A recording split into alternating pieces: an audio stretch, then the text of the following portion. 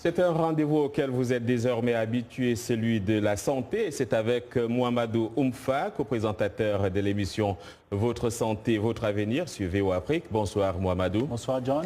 Alors aujourd'hui nous parlons de poliomyélite et de cette campagne de vaccination qui se déroule en RDC.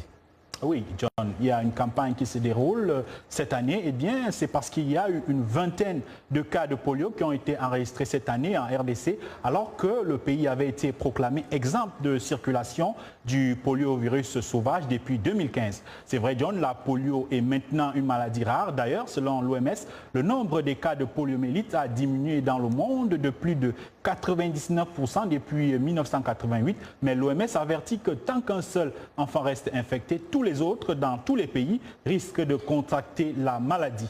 L'échec de l'éradication de la maladie dans les derniers bastions pourrait aboutir à ce que 200 000 nouveaux cas réapparaissent chaque année au cours des 10 ans à venir selon l'OMS.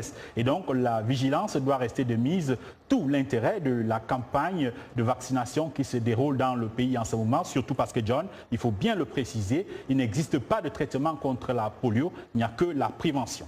Alors, le ministre de la Santé du Congo est donc sur le terrain pour superviser le lancement de cette campagne. Mais ce qu'on voudrait savoir, comment est-ce qu'elle se déroule, surtout dans le Nord Kivu?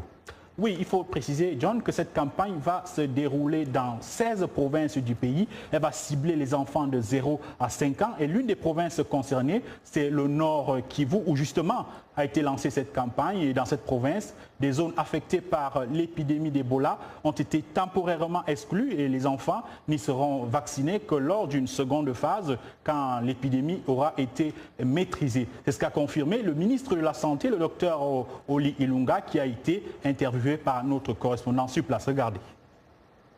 C'est une phase qui se fera en 2 étapes. Nous lançons la première aujourd'hui entre le 30 et le 1er septembre et la deuxième phase se fera vers la mi-septembre. Je crois qu'en fait, il n'était pas opportun de coupler les deux activités, la vaccination de la polio et la riposte contre Ebola.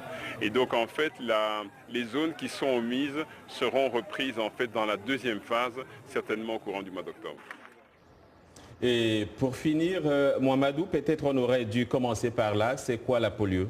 Oui, la polio, une maladie très contagieuse, une maladie qui touche, comme je le disais, les enfants de 0 à 5 ans et qui touche le système nerveux. Le poliovirus, puisqu'il s'agit de ce virus-là, envahit le système nerveux et peut entraîner une paralysie totale en quelques heures seulement. Une infection sur 200 entraîne une paralysie irréversible, généralement des jambes, et parmi les sujets paralysés, 5 à 10% meurent lorsque les muscles respiratoires cessent de fonctionner. Et comme il n'existe pas de traitement, la prévention reste la seule option avec le vaccin anti-poliomyélitique administré à plusieurs reprises qui confère à l'enfant une protection à vie.